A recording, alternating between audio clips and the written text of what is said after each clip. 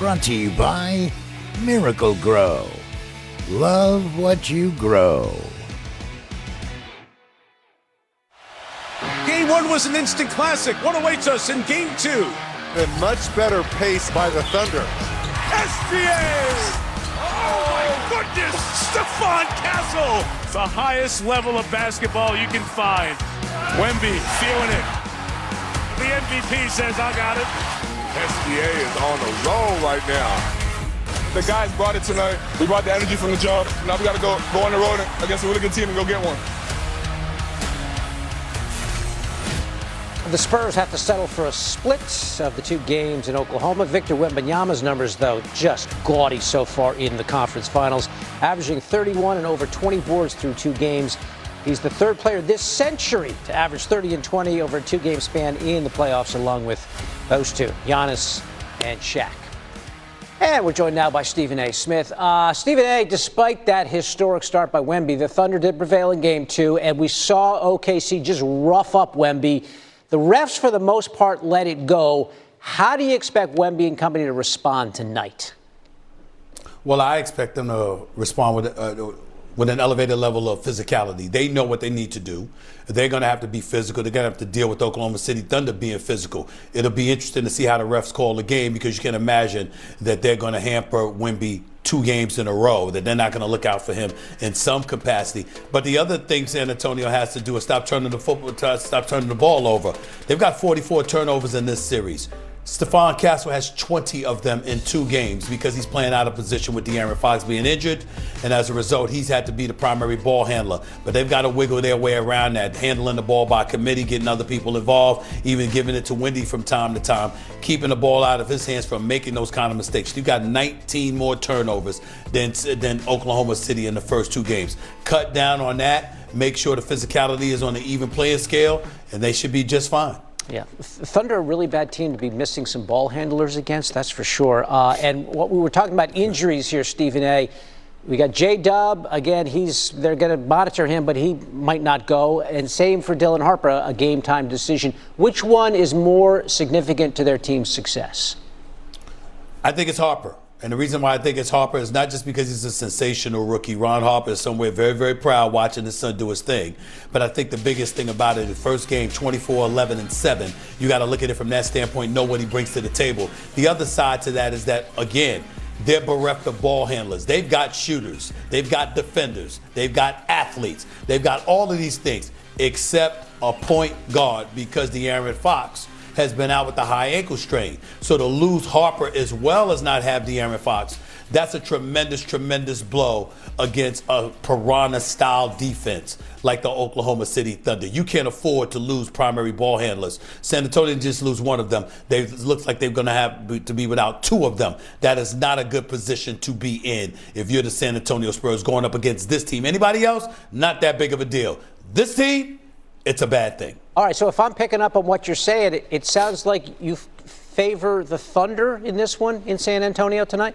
I do favor them. If both De'Aaron Fox and Dylan Harper are going to be out for this game, then you don't have a primary ball handler, and that's going to be a problem. Now, San Antonio's going to ride the momentum. Both games have been tough. We know they've got the ability to win this game, but the flip side to it is that you could easily lose it if you're turning the ball over, which is what Oklahoma City forces you to do. They've got hands everywhere. They're like octopuses. I mean, they're all everywhere. It's like every guy got 8 hands. Every time you go up with your arm, but the ball ain't with you. It's crazy. So you know this kind of defense they play, and you're going to have to neutralize them to some degree, and that's cutting down on the turnovers and being able to attack the basket, whether it's from the perimeter or inside, with efficiency, not turning the ball over. And without your 2 primary ball handlers and point guards, you don't have anybody to protect the basketball. That's a bad position to be in if you're OKC.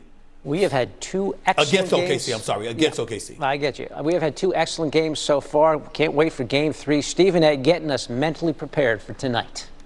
Game 3 of the Western Conference Finals is tonight, with the series tied at 1 game apiece. Led by Victor Wembanyama's 41-point, 24-rebound performance, the Spurs took Game 1 in a double OT instant classic. Reigning 2-time MVP SGA led the way with 30 points and 9 dimes as the Thunder bounced back to win Game 2. Now the series travels to Texas, which is where we find Tim McMahon on the scene in San Antonio covering the Thunder. So howdy. Howdy, Tim. Jalen Williams, he left game 2 after just 7 minutes. What is his status ahead of tonight's game 3? Howdy, Christine. They've got him listed as questionable with left hamstring soreness. They are saying soreness, not a strain. He did get an MRI. They're leaving open the possibility of him being able to play tonight. It is game to game, but I'll be honest with you. Talked to a lot of people around the league. I can't find anybody who wouldn't be surprised if Jalen Williams is in the lineup. You know how tricky these hamstrings can be. It was a concern enough that he left after the first quarter in game 2, and this is the same hamstring that he strained in the second game of the playoffs. He missed the next 6 games. They thought he was fully healthy going into the series, but clearly it's come back up again. Yeah, we've only seen J-Dub in 4 games this postseason. So the Thunder were able to hold Wemby to 21 points last game. What did they do differently defensively? Isaiah Hartenstein got involved. And look, Hartenstein only played 12 minutes in game 1. Most of those were when Luke Cornett, the Spurs' backup center, was on the floor. He barely guarded Wemby at all. They decided to go with wings like Alex Caruso, Jalen Williams, Lou Dort. It didn't work. Let's be honest, Wemby was completely dominant in game 1. Hartenstein got that primary assignment. Look, he's not as tall as Wemby, but he's tall. He can be physical. He can just expend all kinds of energy, make him have to really work on the other end. Isaiah Hartenstein had 8 offensive rebounds. 5 of those were in the fourth quarter when Wemby might have been a little bit fatigued. The main thing he did was he kept Wemby from just completely owning the paint offensively. His points in the paint went down from 26 to 10 in game 2. Free throw attempts from 13 to 3. All right, the Thunder have not lost on the road this postseason. We'll see if they can keep that streak going. Tim McMahon, live from San Antonio. Thanks, Tim. Let's talk some more about Victor, who has played in 86 minutes through 2 games. That's the most in any 2-game span in his career. When Wemby's on the court, the Spurs are plus 17. However, the Thunder have dominated the non-Wemby minutes, outscoring the Spurs by 19 in just 20 minutes. Also on the scene on that same court, in fact, in San Antonio, is our NBA reporter, Michael C. Wright, covering the Spurs. So, Michael, what are the Spurs and Wemby saying about bouncing back after that Game 2 loss? Well, it's all about helping one another.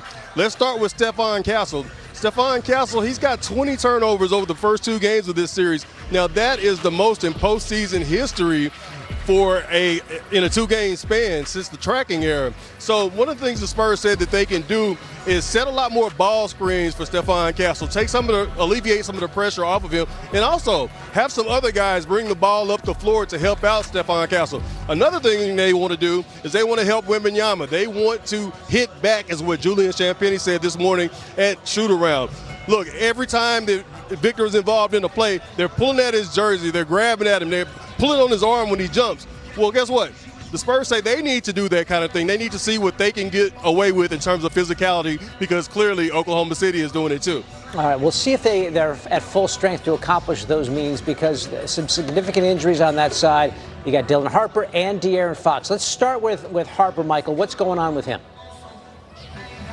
Well, Dylan Harper had an MRI on his right leg yesterday, and it turns out he's got a little bit of a right adductor injury. Now, the thought at first was that it might be a hamstring, so that's sort of a relief. Dylan will come out tonight. He'll do his pregame warm-up, and then they'll make a decision about how they'll proceed with him. He'll be one of the first players out tonight for the Spurs, so we should know pretty soon about his status.